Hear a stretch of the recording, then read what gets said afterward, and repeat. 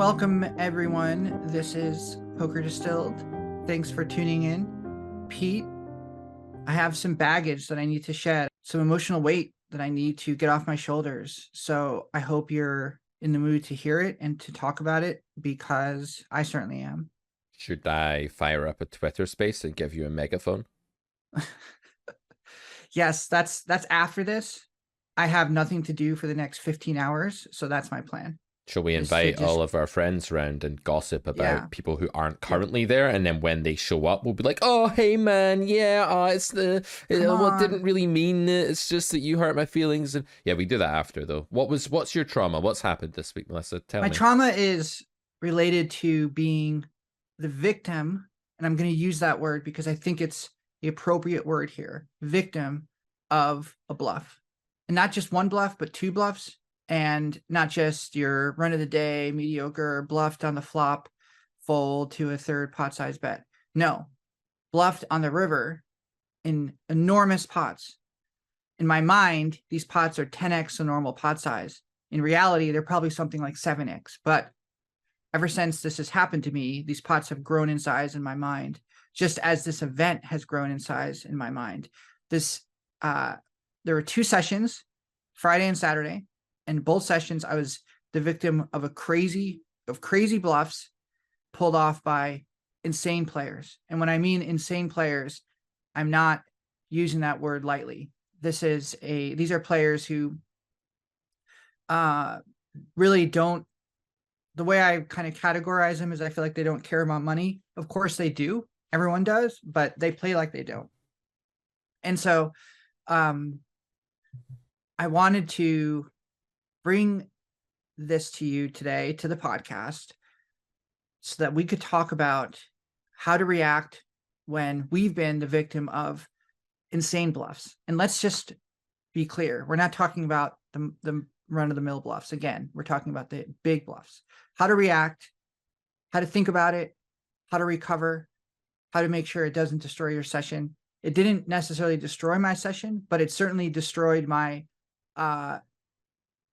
mental space since that happened, because it's been occupying a lot of my thought process, both these bluffs. Because both bluffs I was very close to calling and I didn't. And then I was shown the bad news in a very dramatic way. The cards were thrown down on the table. My opponent kind of laughed. Everyone at the table made a lot of noise. I blacked out. Yeah, it sounds catastrophic. I think you should probably go on a tyrannical, emotivist rampage, take to Twitter, even in the casino, like start parading around as the double barrel victim of bluffing. I love the idea of being a victim of a bluff.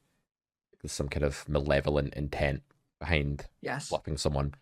But nevertheless, all jokes aside, it is a really difficult thing for a poker player to process, because like, what does being bluffed really boil down to in the subconscious framework of human existence? Being bluffed is to be duped out of your resources. It's being intimidated or bullied out of a pot in which you actually had the legitimate stake. You were actually in some sense, that's not really true at all, but in some perceived sense, when you have the best hand, part of your brain, right, that thinks that you are the rightful owner of that pot, that pot should have been yours in some way. And upon being bluffed, that right was stripped from you.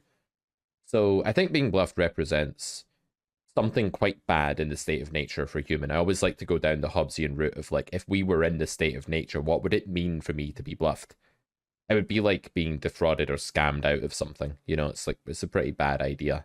It's a pretty bad thing to befall you. So how to deal with it, you know, how to move on from the fact that, as you say, we are all going to get bluffed at some point. We all fold to third pot C bets. We all fold to big giant river bets and large pots and are shown a bluff from time to time. How to really process this? Well, I have a few ideas.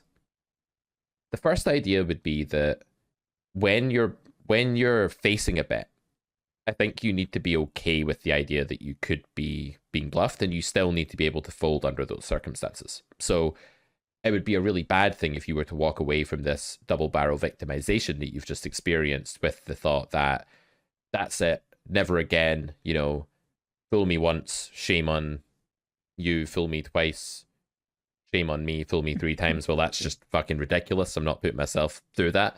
That would be one way you could go here. You could just be like, well, I'm not gonna like be prey to this again.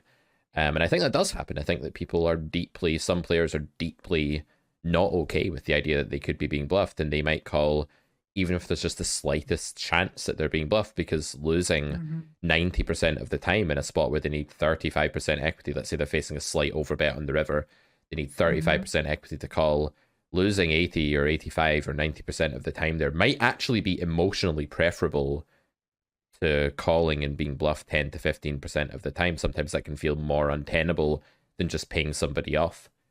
And it is to do with that being tricked, being dominated, being deceived, something to do with the hierarchical discomfort we have about someone pulling off those stunts on us and profiting, taking our resources, becoming the beneficiary of that.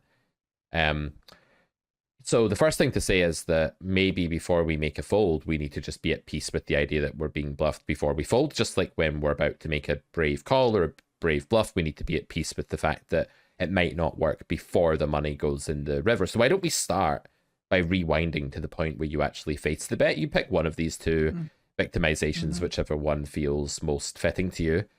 At the point where your opponent made the big river bet, how okay were you with folding? Like when you made the fold, was it kind of like, okay, I've made peace with this, I've done all of my deliberation, and now I'm going to let my hand go and live with the consequences? Or was it more at the other end of the spectrum, something like, oh God, I really don't know, I guess I just have to fold here, but I'm really uncomfortable about it and not at peace with it? Yeah, I think it was that for sure. The second one. Yeah, because in both situations, really, they were very similar. I was, like I said, I was close to calling. I'd kind of thought through my normal process. I didn't really, it's not like I was rushing to a conclusion. I was, I understood, that this was obviously an extremely polarized spot. It was an overbet. It was, all or nothing. Either I was right or I was totally wrong. And I think what bothered me about it is that there was a period in my thought process where I thought, we are so outside the world of any kind of theoretically sound strategy or even exploitively sound strategy. This is just Jungle. someone behaving really animalistically when, over this fight over resources. And they've thrown all this money into the pot. I think in the second time the opponent was fairly drunk, but the other time I don't think he was. I don't remember exactly, but the point is that my thought process was similar in both situations. And I remember thinking to myself, I can call this. I think I can call this. And then thinking, this seems to be like a little voice came and said, that's foolish. This is such a gross, disgusting spot. You don't have enough deviation. Like you've deviated so far from theory, but you're not capable. This is not a situation where you can deviate that far and make this call. And so I folded. And my thought process really was, when I was shown the bluff, was I was right. I should have I think it was more just, I felt like I'd kind of betrayed myself. I had betrayed a kind of gut instinct, that kind of, when people play with that kind of animalistic brutality, I'm using adjectives that are not always the best way to describe human behavior, but I'm just doing it because it feels the most appropriate now. But when people behave like that, it forces you to also access those emotions in a weird way. Like it feels like it forced me to actually be like, okay, like I'm also in the jungle too, and I have to access my fight or flight instinct here, because that's the kind of rules of the game we're now playing. So when I accessed those and I chose flight, it was like, it felt like I had betrayed myself. I'd betrayed something that I kind of knew was true, but I didn't know it was true, because if I knew it was true, I would have called. Yeah. So very intense spot. Yeah. So we play these games with ourselves where, because at one time in our deliberation, we were heavily leaning towards calling, and then at another time, we're heavily leaning towards folding. that whenever we make the wrong choice, like we call and are shown a better hand, or we fold and we're shown a bluff, we always have the option to loop back around, identify with the one part of our thought process that was right, and then be like, I knew it. But we've talked about what knowledge is before. It's something along the lines of a justified true belief that's true for the same reason that it's justified. And that's not the case, because if you had a true, okay, the belief was true that you were being bluffed, you thought you were being bluffed and you were being bluffed, so it was true. It was justified in some sense, in that like you had some rationale for it, but you clearly didn't believe it strongly enough to actually make the call overall. Maybe at one moment in time you did, but you didn't overall, like throughout the full deliberation, believe it enough to make the call. Therefore, saying I knew it, that might actually be like close to true, and that at one point in your thought process your brain was in the right mode to believe that thing, and maybe even believe it for the reason that it was actually true and be fully justified. But you didn't believe it at the time when you put the money into the pot or put your cards into the muck, right? So when it came to making your decision, you didn't believe it at that time. So it's almost like we have such a fluid and changeable thought process as humans there. 1 minute in time, we're leaning one way, we're thinking one way. Another minute in time, we're just in the wrong mode of operation. And it's about being able to collect ourselves, channel the right mode of thinking, and come to the decision that we think is on average best. And another point to say here is that quite a liberating thing for me, at least, and for many of my students, is that right or wrong is actually a horrible thought process. Like, being right is almost like you're making it this binary decision between villain is either bluffing or they're not, therefore I have to be able to decide that. It's like saying, well, the lottery numbers are either going to be 3, 9, 12, 19, 20, 21, and 36, or they're not, and I should be able to, like, therefore I should be able to, like, pick which one of those is right. And clearly you can't do that for any set of given numbers. You have no idea what the lottery numbers are going to be. So just because there is a right and a wrong in terms of consequence doesn't mean that we should strive to be right or strive to not be wrong. What we should do is strive to be right as often as possible. And that's where we maybe have to zoom out and actually see the spot as a multiplicity of different situations in which you're bluffed by this player type in this situation. And ask yourself, do I win in 35 of these if my opponent's slight out of 100, if my opponent's made a slight overbet? And in doing that, we can maybe liberate ourselves to say, well, if I fold and I'm wrong, at least I can be able to chalk it up to saying, well, I thought I won in about 20 to 25 of them, not 35 of them. And therefore, if I'm shown a bluff, maybe this is just one of the 20 to 25 where I'm supposed to get bluffed. And that's what it comes back to, you know, full circle here. We make peace with the idea that we could be bluffed before we put the money into the pot. We make peace with the fact that we might lose before we make a call. And we make peace with the fact that our bluff might get called before we bluff. Getting this temporal sequence right, I think, is so liberating and so important, because it means that we don't fall into the ouch, I should never have feedback loop. This comes from Poker Therapy, my mental game book, whereby because there was doubt at one point in the thought process, and because we apprehended that a bad consequence was possible, and then when we do the action that leads to the bad consequence nevertheless and feel the burn of that bad consequence, we're able to look back round and say, but wait a minute, my brain gave me a warning about that thing happening, therefore, ouch, I should never have invested the money or folded my hand or whatever it may be. But really, you had this multiplicity of situations, of worlds, if you will, and in some of them you were being bluffed, and in many of them you weren't. And in this one, it just so happened that you were being bluffed. And maybe you should have been able to figure that out based on the way the villain was behaving, the line they'd taken. Maybe you had all the clues at your disposal to figure that out, and maybe you didn't. But what you must not assume is that you should have figured it out, or because you thought it was the case at one point, that you were right then and should have backed that.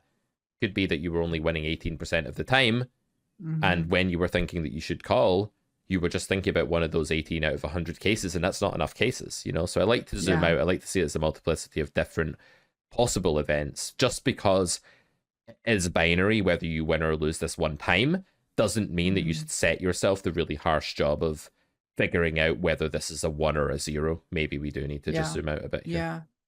Yeah. I think that makes sense. I think, you know, I think it was the right, this may sound strange, I think it was the right move, or not the right, I don't mean right or wrong, as you were saying, binary, but I think given the information I had at the time, and whether someone in my pool is bluffing in that situation versus those who are not. I think with the information I had, I acted logically. Mhm. I think there was also some amount of emotion in there in terms of, this is a big spot to be wrong in, et cetera, et cetera. But I do think there was a logical thought process. So I, in looking back and processing it, I'm thinking, okay, my thought process was logical. It wasn't motivated by a kind of emotional, it wasn't emotions. It wasn't motivated by fear or by, just wanting to kind of get this over with. It was a situation where I was kind of put under some, a fair amount of pressure and kind of thought through it. So I do think the victory in the situation, which I can see now a little bit better, is that my thought process was correct in terms of how I proceeded through the different kind of things I thought about. It was just, I arrived at a situation that in that spot, turned out I was being bluffed, but it still sucked and it still was tough because the other thing I think about too is that it would have been a really big winning session had I made that call because the jam was so big on the river, in both situations, which I know is not a good way of thinking about it, but sometimes I can't help that. So what turned out to be a losing session would have been, a clear winning session had I made that call. Yeah. And it's like your emotions, they do depend that Yeah. day on what's happening to you that day. If we see your emotions as the verdict inside the sort of castle of your mind and body, like within your own domain, your emotions are they're the weather, they're like how good or bad things are. It's really hard not to make them the sort of main measurement for success and failure. So when you are in a session on a given day, it's the 8th of May, you're playing a session, it's very hard not to see the emotional state inside your mind as the metric for success on the 8th of May, because it's currently the 8th of May and it's currently the only thing you're experiencing. And it's the strongest thing you're experiencing because it is your emotional state. So to say, I know I shouldn't keep score like that, I know I shouldn't think that way, you don't have a choice, Melissa. You have to think that way because that's the weather. It's like going outside and it's currently raining and you're like, well, I know that in the future it won't be raining and blah, blah, blah. And it doesn't stop you experiencing the rain smashing you in the face. And if you lived in the west of Scotland like I did, like I do, you get that wind, that horizontal rain in your face. And you can't help but feel like a drowned, miserable rat when that's happening to you. And you can't help but feel, like you are in a really negative place when you make a big fold like that in a huge pot and your opponent rolls over a bluff straight away. You can't help it. That's the weather. That's the emotional situation. You can learn from it. You can maybe minimize the impact. You can get over it faster in future, but you're allowed to keep score. So first off, I want to say you're allowed to keep score like that. It's human. We know it's not the best way to be as poker players, but we also know we're not robots. And so we don't want to put ourselves in this unrealistic trajectory where it's like, well, my aim is to be a completely robotic, creature made of metal that doesn't experience anything at all. Maybe we don't go as far as the parody at the start, the emotivism, the victim of bluffing and, waving the victim of being bluffed flag about the place on Twitter spaces. Maybe we don't go that far, but we also don't want to be like, well, my job is to not care that I was bluffed. I never care about being bluffed. It's fine. Everyone gets bluffed. Like, this is bullshit. You can say this, but you're never going to just accept it. So the other thing to just add at this point in our discussion, I think, is that, but what are we actually seeking today? What are we aiming for today? Are we aiming for immunity? Are we aiming for like a complete cure? Or are we just learning to like anything in, therapy or trying to better yourself mentally? We're aiming for some kind of peace. We're aiming for some kind of better coping mechanism to process something more successfully. We're not aiming for magical cures or anything like that. So I think it's okay that you were bluffed. Now back to this idea that you were in the right mode of thinking. You were thinking rationally, yeah? Like you felt the drive to go into fight or flight, but then you were able to say, despite the fact that this is like a wild animal swinging from a tree branch, shrieking in my face, like reaching out and trying to take my resources, I'm still going to analyze their range, analyze the starting configuration, the action thus far, the population tendencies, my hands blocker properties, if you want to go full nerd on it. You don't have to, depends. But you were still able to do all of that, right? And I agree that that's a win, even if it led you to the wrong conclusion. And even if underneath everything, you did on some instinctive level really strongly suspect that you were being bluffed. Okay, maybe you've learned a lesson then. Maybe you need to learn the lesson that for all the good analysis in the world, sometimes your gut's just right. Sometimes your gut just knows things that your conscious mind doesn't know. And in those cases, it's a long-term process of learning when to listen to your instincts. And my test for this, my litmus test for this, Melissa, is listen to your instincts if they are giving you an impartial yet strong feeling in one direction. So impartial in the fact that they're not externally motivated by any sought end. They're not like trying to bring about a state of affairs that satisfies a desire or avoids a state of affairs that would actually succumb to suffering or horror or fear or something like that. So when you just get a gut feeling like, I just think they're bluffing, I just think they have a value hand here, something is strongly telling me that that is objectively just true, and you don't feel compelled to instantly act on that judgment, that's a good sign that your gut's working right. Your subconscious mind is picking up on patterns, and you can usually trust the information your subconscious brain tells you when it has this unmotivated, unbiased, pure feeling that something is either a bluff instead of value or a fold instead of a call or whatever it may be.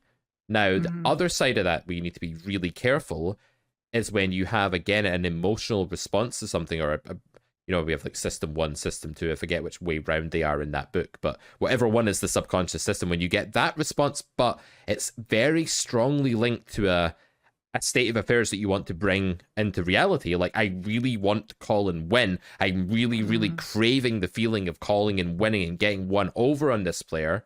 Or I'm really fearing the feeling of folding and being shown the bluff. That's when you know it's the case too. That fails my litmus test.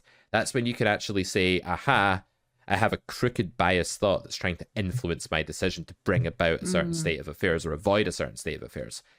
Knowing the difference between those two things is key to understanding when you should say no thank you to all that lovely poker thought, theoretical thought, exploitative thought, whatever it may be, situational awareness, and actually say, my gut's telling me something and I'm going to listen. So let's go back to the hand for a second, see if we can learn a little bit about how to handle these situations better in future. Which one do you think it was at the point in your deliberation where you were saying, God, I really think he's bluffing here, I should really call even though it looks a bit ridiculous? Do you think that was option 1, just a pure, honest gut reaction based on pattern recognition or something subconsciously going on behind the scenes? Or was it option 2, a craving to bring about a certain state of affairs? If I have to be honest, I think it's a little bit of both. I think it was a melding of both. Perhaps more option 1, I think, right. Than option 2. But I think that I also have in the back of my mind that I have a bias toward calling. I don't think I've ever been a station or someone who's, such a kind of amateur that people just know that I'm just always calling and they're just, getting so much value from me. No, I don't think I've ever been that way, but I do have a bias of calling because it comes from a kind of curiosity of wanting to kind of see what the other person's holding. But also, I generally think it's the same. Part of it is the curiosity, but I think it's also the same thing that motivates a lot of players, maybe a lot of newer players more so, which is, I don't want this person to get one over on me. I don't want to be taken advantage of. Feeling kind of some emotional, feeling like I have to kind of hold my own here and et cetera, et cetera. I think that I don't feel that way so much anymore. I think that was more when I first started playing. But I do know that bias exists. So because I know that bias exists, I'm always kind of on the lookout for it. And when it enters the thought process, it's kind of like, okay, red flag a little bit here. Like, I should weigh this emotion a little bit differently than I would, other emotions, because I know it's kind of laden with bias. Yeah, absolutely. So it sounds like the bit about wanting to hold your own or not be like run over in the game or something, that was definitely That was option 2 stuff back in the day, like trying to avoid the state of affairs where you feel like you're the prey and they're the predators. That's a really natural thing to want to avoid. And then the option 1 is probably just, while this is a fold in GTO, I'm just getting this feeling that this villain is bluffing. And when it's just that, it's almost like the less bullshit that's in the thought process, the purer or cruder the feeling, the more likely it is to be option 1. And what I found is that while,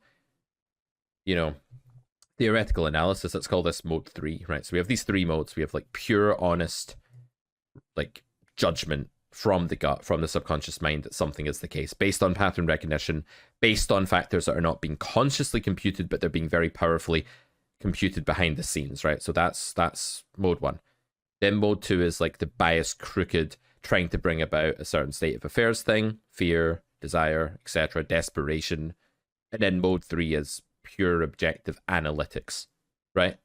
I would say that in order of how reliable these are, the worst one is by far mode 2, which is basically just actually wrong more often than it's right, because very often mode 2 comes about because the brain knows that otherwise we're going to end up doing the opposite thing.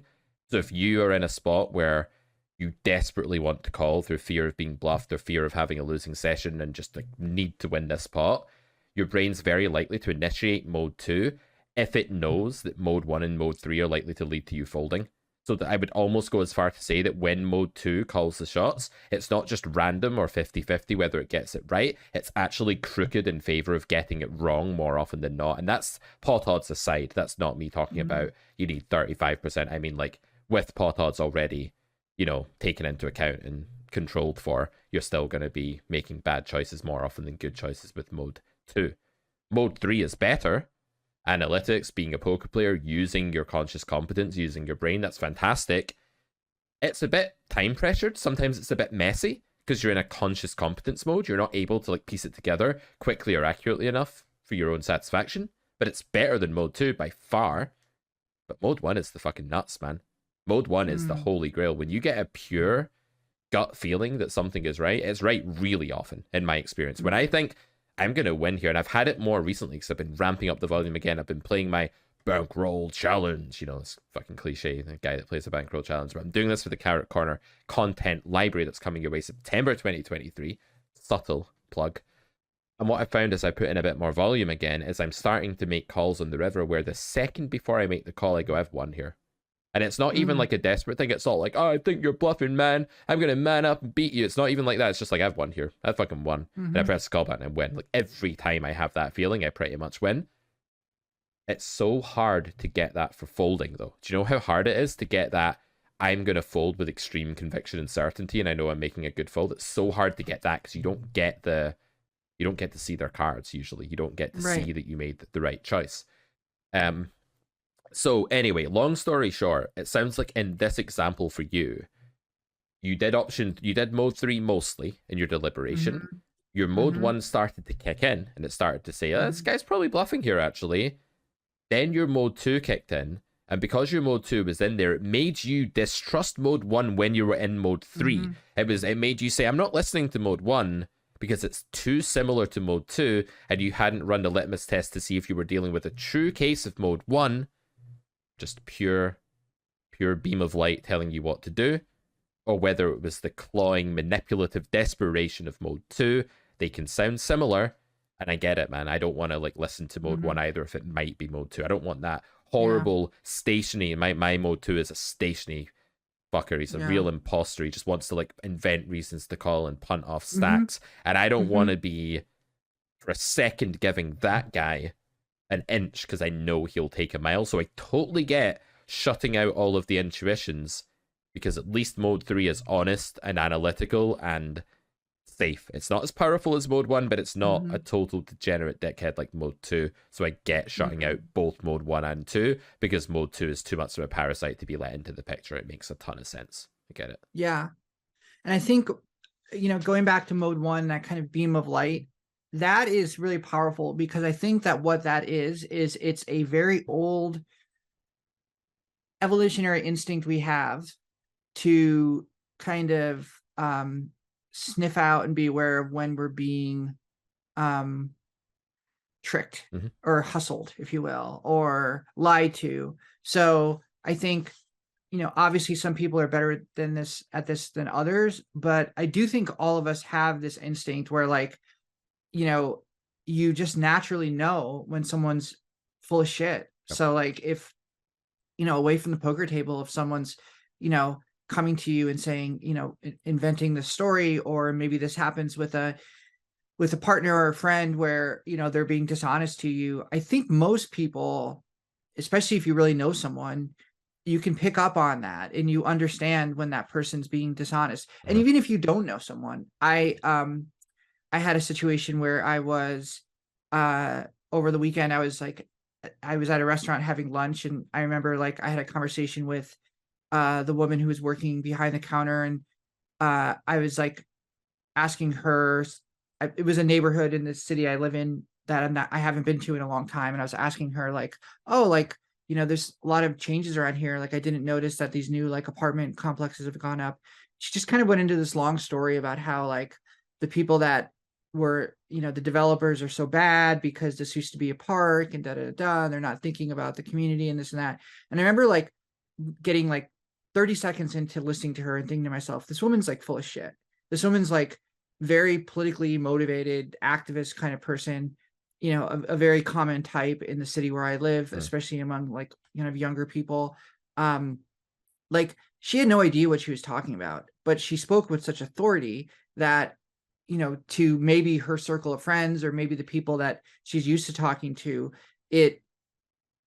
she gets some kind of, she gets some positive feedback from that. So that instinct though, of when someone's full of shit, when someone's putting on, speaking, ideologically and not sincerely, when they're not being authentic, that is something that you can take with you to a poker game. And I think is the same kind of emotion that kicks in a situation where that mode one shines the beam of light on you. It's something like that. And I do feel like those emotions are very similar. And maybe as poker players, we should not be selling ourselves short on our powers of intuition. And trusting that is something that maybe should play a bigger role sometimes in our thought process, and be more aware of it. It's like if someone comes up to you on the street and says, I need money. I'm about to be, I don't have any money, I don't have any food to eat. I don't know, but I'm not the kind of person that gives money to a person in that situation, just because, especially if they're clearly like looks like they're a drug addict, or they're not going to use the money for food. It's like, you're not going to give that person money. It's the same kind of thing. Yeah. And under those circumstances, like I used to get this a lot growing up in a fairly rough part of the west of Scotland, and people would come up, and I do my west of Scotland voice if you want. I know that you enjoy it when I put on that accent. They come up and they'd be like, all right, mate, you got 50p for the boss. Listen, man, I missed the first train, right? I need to get back to Greenock, mate, and I need 50p for the boss, mate. I swear it's for the bus fare, mate. It's not for anything else. Don't know if you understood any of that, or whether they understood any of that, but what he's basically saying is I need 50 pence, which is like 50 cents kind of thing. Back then it'd be about, I don't know, about $1 for the bus. I don't have any other way of getting to the place I live, and I missed this other train, and blah blah blah. And when this happens, you take one look at the person and you're like, no, I don't believe you. And that's a very obvious case. And like, okay, sometimes maybe that's genuine, but with someone that looks like a drug addict or an alcoholic or whatever, like most of the time they are going to spend the money on alcohol or drugs. Not always, could be wrong, but there it's very, very clear, and it's very easy to see why your gut reaction is that way. I think it's slightly less clear in the case of the activist type women that works in the cafe in that side of town that you're in. There I think it takes a bit longer, and it's a bit more subtle why you believe that she's full of shit. It's maybe not quite so obvious.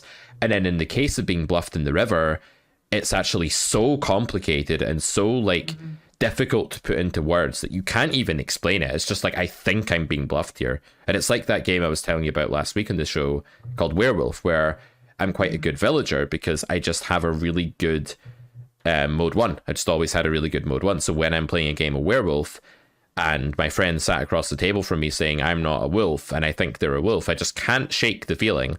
And I often get the feeling that someone is definitely a villager, like definitely a goodie. It's like goodies and baddies, cops and robbers, guys. If you didn't see last week's episode, you don't know how Werewolf works, tune in. It's a role-playing game where you need to figure out who the goodies are and who the baddies are. And when you're a baddie, you need to pretend you're a goodie. That's the gist of it. But I think our subconscious mind plays a role in all of these cases. In the really obvious case where, like, consciously you could put it together, well, this man is in really terrible clothes, you know, they have the appearance of someone with a drug problem, they seem desperate, they have symptoms of withdrawal from a certain drug or whatever. Like, you can put all that into words really easily, or whether it's like, I think this guy's bluffing, and you can't say why you think he's bluffing, and you can't put it into words. Wherever it is along that spectrum, I think the subconscious is still playing a role. When it's easy to explain it, we don't realize it's our subconscious. It's like, well, why didn't you give money to the homeless man, Melissa? And you can easily just say, well, it's clear that he's a drug addict due to A, B, and C. But it was still your subconscious that made that decision long before your conscious mind started actually putting it together, you know? So I think maybe the way the brain works is, and I'm not a psychologist, don't quote me on this, but it feels to me from my own experience that when I'm playing poker, my subconscious is always picking things up. I'm facing a C bet, it's picking things up. I'm facing a turn bet, it's picking things up. It's telling me things. And usually if I'm in a positive, relaxed state of mind where I'm not craving a certain state of affairs, this is why meditation is so pragmatic for a poker player, to be in that impartial state of mind where you're not craving a certain state of affairs to happen.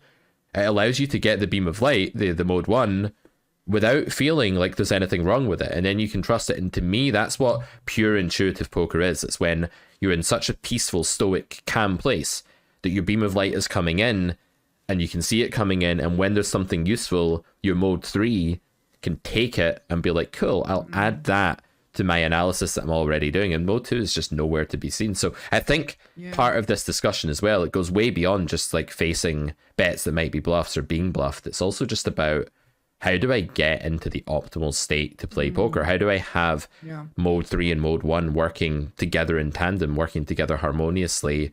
And how do I banish mode 2? Because that's really where it's at, right? Yeah. That's all. I think that all makes a lot of sense. And I think that also what's hard too is if you are in what you feel is mode 1, that kind of pure, I really like this analogy, this image of like this light shining on you, it's light powerful, of knowledge, right? from like the crappy stained ceiling opens up in the poker room and the light comes down. But I like that. But here's the problem. You get into that mode and you're feeling at peace and you're feeling like, okay, I'm in mode 1. I don't know. I can't put it into words. My opponent's bluffing. I call, and you're wrong. And then your brain then takes that memory and stores it. At least this is how my brain works, and says, you did A, you got hurt. Don't do A again. Yep.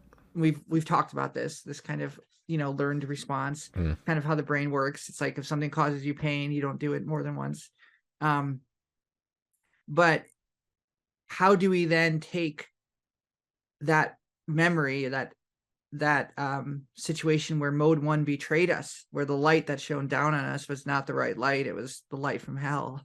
Yes. But how do we then, and then if we're in spot soon after that, or when that memory is still fresh, it could be weeks later, and then say, okay, I'm in mode 1 again, here I am, I call. Yeah. So how do we get there? It's a good question. So I think the first thing to say is that mode 1 is not infallible. Like, at no point, we've said it's much better than the other modes, and it's going to get you the right answer way more often than mode 3, because mode 3 can only say, well, I think I'm mode 3 and I think you have 40 or 50% equity in a spot, we need 33. Here comes the GTO nerd. GTO nerd, mode 3, right? So it's not even, it could be the exploitative nerd as well. Like, this is an underbluffed spot. It could be either, right? But it's the nerd, no mistake about it. So they're right more than mode 2, clearly, because mode 2 is a fucking shambles.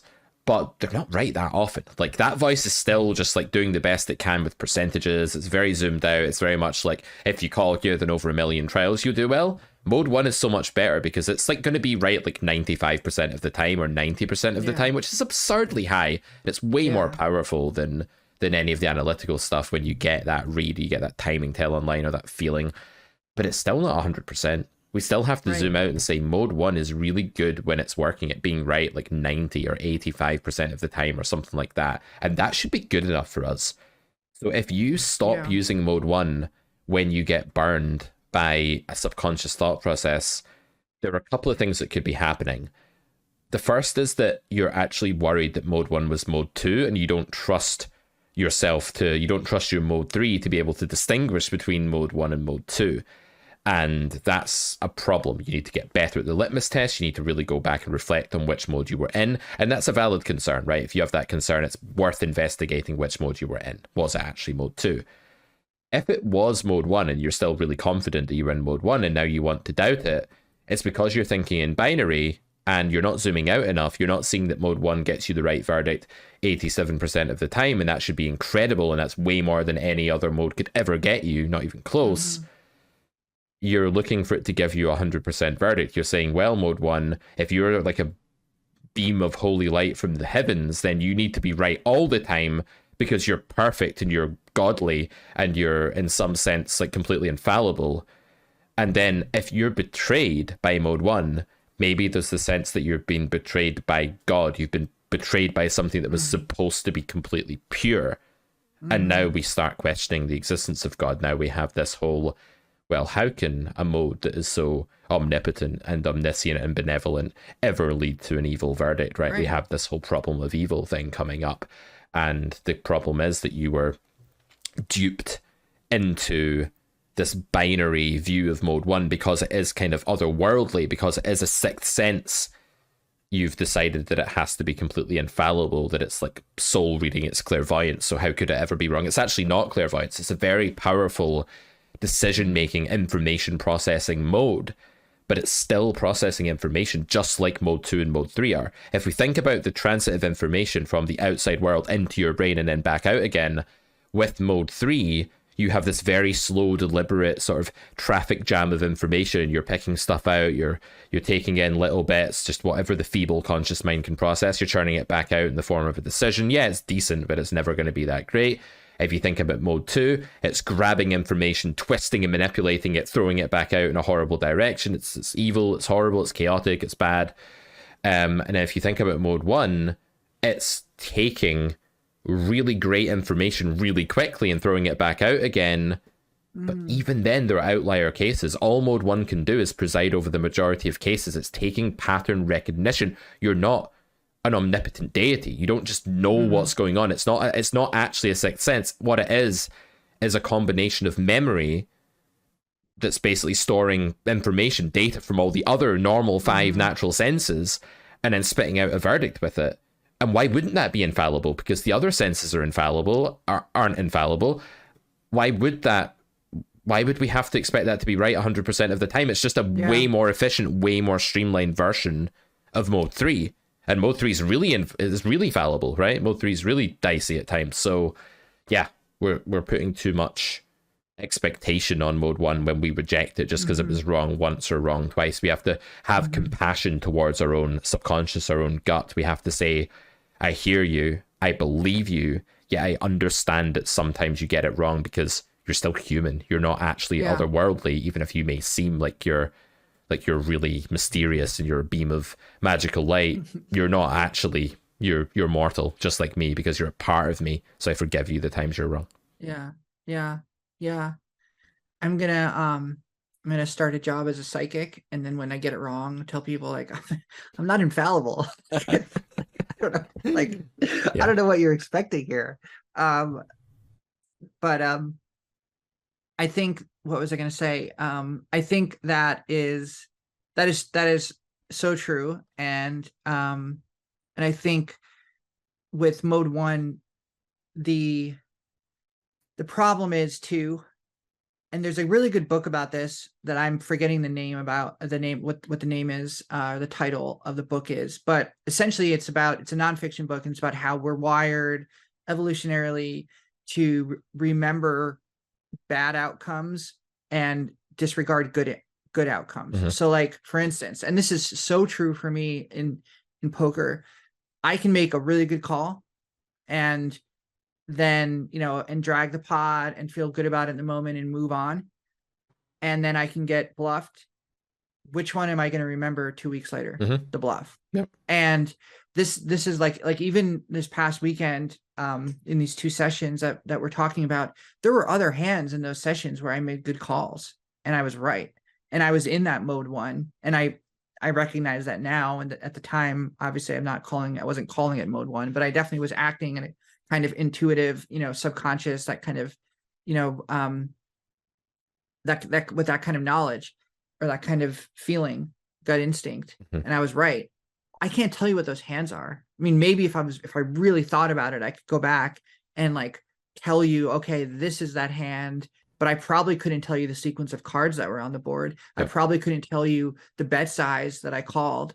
And I think that's such an interesting, it's such an interesting human instinct when you think about it, because it's definitely the case in poker where, you remember, I'm not even talking about bad beats. I'm talking about really specifically when you were shown bluffs or when you were bluffed, that's going to stick with you as a kind of wound or a sting, much, much more so than making the right call and wearing it as a kind of, thinking of it as a kind of accomplishment or a kind of trophy will. And so we also have a natural bias toward, toward that kind of, I wouldn't call it pessimism, but I would call it a kind of memory of when we were hurt and weren't wrong, as opposed to when we were right and won. Absolutely. I was teaching a student this morning. This always happens on Tuesdays because we record the podcast and I teach the student on Tuesdays as well. So he's probably like, this guy never shuts up about me. It's like, why does he talk about me all the time? Is he like secretly obsessed with me? No, student, it's not that. I mean, I'd like you and all, you're a nice guy, but like the point is that it's fresh in my mind, right? And like our session this morning is exactly what you were talking about there. The student will say things like, every time I try and do something exploitatively good, it just doesn't work. I get punished immediately. So every time I try to check raise the flop, they just 3-bet me. Or every time I overbet bluff the river, they just jam and they just have the nuts and stuff like this. And I'm like, no. I'm just like, no, it isn't. It's like, no, I'm telling you, that's what's happened every time. I'm like, yes, but you're wrong.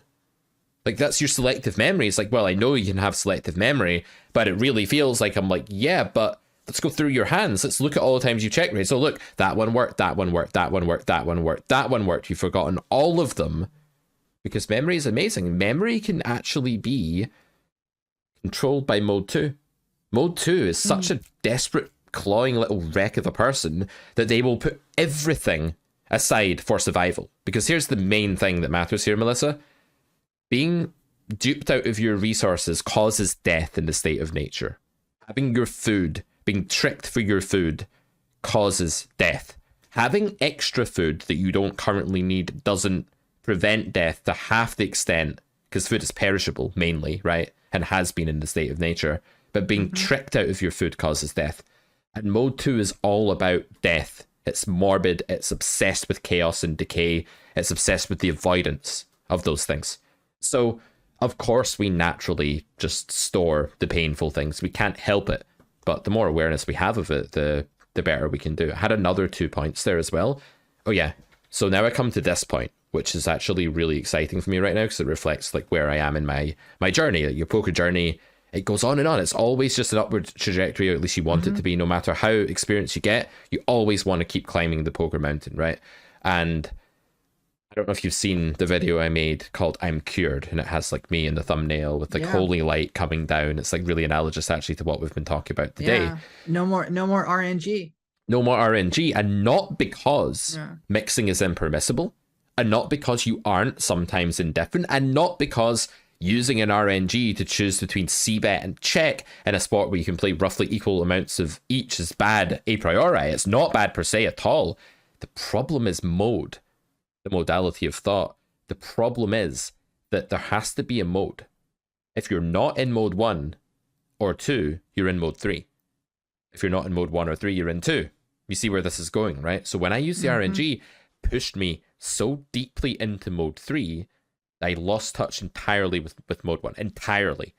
And that led to me playing really bad poker compared to what I know I'm capable of playing. As I've ramped up volume again without the RNG, I've only ramped up slightly, but I've been playing a bit more. Without an RNG, I've just been like, oh my god. I realized like how good I am at this game when I'm in the right mode. Like I actually forgot that I could do this. I forgot I could just know this guy is bluffing right now, even though he's a human across the internet somewhere else. I can still know as a, strong word, but I can know with like 95% certainty I can believe that they're bluffing, and they are 90 to 95% of the time when I'm in mode 1 and when I have that feeling, and that's so liberating. So certain things that we do remove our ability to function in mode 1. And when you were deliberating, if we go back to this bluff here that you faced, that you folded to, when you were in that deliberation, how often did you remove yourself from your mode 1 thinking? Your mode 1 thinking, it flashed across the horizon. It was on the screen for a second, like that little weird thing at the side of the movie theater on the screen that like pops up back in the day when the film is being changed over or something. It pops up and you see it, then you forget all about it instantly, right? So you had that thought. You were like, this guy's probably bluffing right now. But then so much of your thought process was mode 3 and mode 2 that mode 1 wasn't there for long enough to make a big enough impression for you to act on it. Maybe you should have acted on it. Maybe it's not such a good thing that you spent so much time in mode 3. Maybe it's good that it was mode 3 and not mode 2, if those are the choices, but maybe it's not the best thing that you spent so much time in mode 3. Not that there shouldn't be any mode 3 thinking, there should be, but maybe it wasn't the best thing that you were in that mode for so long, and it was solely that mode that generated your decision. Maybe mode 1 was actually there if you'd listened. Yeah, no, absolutely. I think that's 100% it. And in fact, I can even remember in my thought process switching out of mode 1 into mode 3, like, because mode 3 is safer, it feels like. I mean, there's a comfort there because I know I'm not alone in saying this, because on our Discord I see these conversations happening constantly where someone says, I took X line in the session, and then I was, if I'm playing online, and then ended the session, and then I pulled up the solver to see if it was right. Or if if you're playing live, it's like you rush home and you pull up the solver to see if it was correct. I've done this a lot. And then when you see that it was correct in solver land, you're like, okay, I'm not a complete fish. I'm not like, I was correct. And it's like, so what? What are you ignoring in favor of this kind of crutch of using the solver? Like, what are you disregarding, and why are you patting yourself on the head? Why do you need this kind of like parental approval of what you did, rather than say, I made it, you can use it as a baseline. Okay, I understood in the moment theoretically what I was supposed to do, and it's nice to see that that's confirmed now that I'm looking at a solver. But and in the moment, my theoretical thought process was sound, but that's not all of it, and not by any means. And I think, especially in live poker, where you're sitting across the table from players for 5, 6, 7, 8 hours, and you're watching them cycle through all these different behaviors and emotions, and we talked about this last week when we discussed live tells, and there's just so much that your brain is processing at a table on a subconscious level that you're not even aware of. And I think back to this bluff that happened to me this weekend, the second one, where my opponent was really drunk. About 20 minutes before this bluff happened, he was standing up at the table and slapping one of the players in the back who was a friend of his, and they were kind of really just acting like really drunk people. And is that the behavior of someone that is shoving with a value hand? I don't know, but likely my subconscious picked up on something. Don't trust this person. Don't trust this man. And I think that was my mode 1 in the moment, which I then moved out of, because frankly, it was scary. It was scary to call off that much money in the moment and be wrong. It wasn't like I was, it's not like I'm playing with case money or something, but it was still a kind of unnerving proposition. And so I think it's insightful that, to have these 3 modes as categories, because categorical thinking gives me like a very nice framework to kind of slot my own thought process into. And it kind of puts some order on the chaos of thinking. Yep, for sure. Okay, well, that's been an awesome discussion. I could honestly have this discussion for another few hours, because there's so much more I want to say about like mode 1, mode 2, mode 3, and how they relate to poker and life in general. But I think in the interest of time, we better move on with the show and get to this week's Pete versus Troll. Let's do it. All right, so I released a short video last week, which was like 1 minute. They're quite challenging because I have to review an entire hand in 1 minute and involves lots of really quick rambling and trying to get my thoughts together. And this one was a bluff that I made. I don't know if you've seen this, but I'll just quickly talk you through the history of this hand so you can get a bit of context. So I was in the big blind with ace 10, and there was like a min raise and a call, and I completed. It was like hijack and cutoff. I think they were both recreational players, and I completed in the big blind with ace 10 offsuit. The flop then came.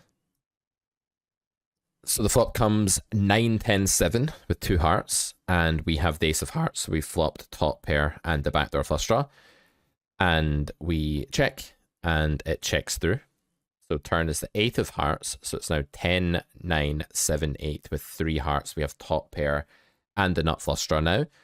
Pot's about 6 big blinds. We bet 1 big blind, which is like a really, really thin value bet, trying to cut down the amount of time that somebody raises us. Just like, I think it's fine. You could also go for some massive overbet and turn your hand into a bluff, or you can check. So we bet 1 big blind, and the hijack raises to 5.5 big blinds, so like makes a really small raise. We decide at this point to turn our hand into a bluff, and we 3-bet to 20 something big blinds, and they call. The river then comes the 7 of spades pairing the board, so it's 9, 10, 7, 8, 7 with 3 hearts. We have top pair and the nut flush blocker, and we've just had our bluff or semi bluff called on the turn. The board is paired on the river, so I go ahead and overbet the pot again. I bet like 56 into 53 or something like that, and the opponent folds. That's the end of the hand. So yeah, basically I've turned my hand, I've bet the turn really tiny as a kind of super thin, weird value, whatever, mergey bet. Villain's raised. I've turned my hand into a 3-bet bluff, and then I've followed through in this board pairing river, where no one can really have many bolts, right? After flop checks through, like I have the nut flush as my value hand there. They have weaker flushes and jack X. They mainly have straights, right? So I remark upon that in the hand. I say the opponent's folding. Like, has a lot of straights here, and will probably like fold most of them most of the time, and it should be like a pretty good bluff. So Rob 1996, who's like 10 years younger than me, so I'm gonna go easy on Rob. Rob's like, yeah, kind of different generation of poker player here, but Rob says, terrible bluff. I mean, you were probably ahead the whole time. He's never folding a straight there in a million years. What does the shove accomplish? Some other people have responded saying, if you're always calling a straight there, then you need to work on your game. Never folding a straight there in a million years, lol. And I've said, yeah, you need some serious help with your understanding of poker, Rob. Rob's then replied and said, Carrot Corner Poker Education, terrible poker coach, exclamation mark. Wow. So over to you, Melissa. What do you think about Rob's input here? Well, I have a confession to make. I am Rob. No, I'm kidding. It's not me. Well, I think that his response seemed pretty sharp. So it's always interesting to me where people take a very aggressive line when they're criticizing someone, especially in like a poker video. It's not like, oh, that's interesting. Here's like some, maybe another way to think about it, or would it have been an option here to, you know, what would have been the result had you not bluffed, or some other way of putting it, rather than kind of attack. It's like this attack. You're terrible poker coach. This is, you know, he's never folding. This kind of language of absolutes. I mean, one of the things you learn in Carrot Poker School, and one of the things we talk about a lot, is this kind of the danger of acting in absolutes and thinking in black and white binary terms. Things are either one way or the other, right or wrong, yes or no, et cetera, bluff or not a bluff, when you really have a whole poker tree of possibilities in front of you at any one time. So those are some of my initial thoughts. Yeah, I agree. I think it's very interesting when people decide to come at you that viscerally. It's like, why are you so angry? Why are you so full of hate? Like, what have I done? What have I caused within you that's made you so resentful? Like, all I've done is said, here's a play that I think is cool. This is what I think is happening. Like, why are you so full of hate? Like, what's wrong with you, Rob? Like, what's happened to you in your life, man? Like, why are you in that frame of mind? Why am I the target of all of this visceral hate? I don't really understand. Clearly, his point is completely absurd. Like, to say that people just snap call a straight after someone goes bet, 3-bet, over-bet against them on a paired 3-flush river is extremely disrespectful to the poker player. And a 4 straight as well. It's a 4-liner on the board, 3-flush paired board. You've bet 3-bet the turn, over-bet the river. Calling a straight there is horrific against pool. It will cost you so much money. So all I can say is, Rob, I wish you'd been nicer. I wish you'd approached it in a way where it could have helped you. If you call a straight there instantly, you'll lose almost always against everybody. You must be really bad at poker, and you need help both with your poker game and with how you handle communication and situations in life as well, probably. But sorry to have lost you from my audience. I guess that I won't be seeing you around any more of my content if I'm a terrible poker coach, or will I? Sometimes I do see them again after they call me a terrible poker coach, Melissa. It's interesting. It's very interesting. Anyway, guys, that will do it for this week's Poker Distilled. Do leave us a comment on YouTube. Do leave us a review on Spotify. Do say hello in our Discord group as well if you're part of that. And yeah, this has been a fun one, Melissa. I really enjoyed it, and I look forward to chatting more with you next week. Me too. See ya. All right, guys. Bye for now.